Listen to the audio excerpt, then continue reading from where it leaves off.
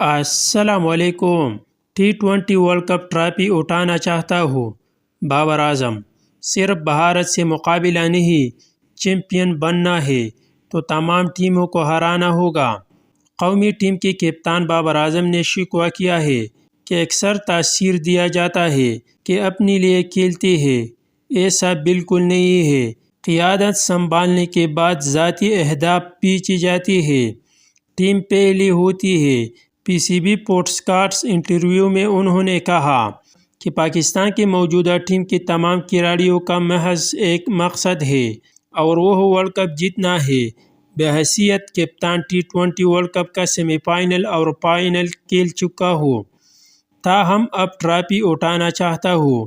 پاک بھارت میچ کا پریشر یکسر مختلف ہوتا ہے۔ صرف کھلاڑی ہی نہیں بلکہ دنیا بھر کے شائقین میں زبردست جوش و خروش دیکھنے کو ملتا ہے۔ آئی سی سی ایونٹ میں آپ کو صرف اس ایک میچ پر توجہ نہیں دینی ہوتی ہے بلکہ اس میں دوسری ٹیمیں بھی ہوتی ہیں، اور اگر آپ کو چیمپئن بننا ہے تو تمام ٹیموں کو ہرانا پڑتا ہے۔ بابر اعظم نے کہا کہ T20 ورلڈ کپ کا شیڈول اچھا ہے امریکہ میں، کیونکہ پہلی بار یہ ایونٹ ہو رہا ہے، اس لیے وہاں ڈراپ ان پیچ ہوں گے، مختلف گراؤنڈ، مختلف ماحول ہوگا۔ یہ پوری ٹیم کے لیے ایک نیا تجربہ ہے۔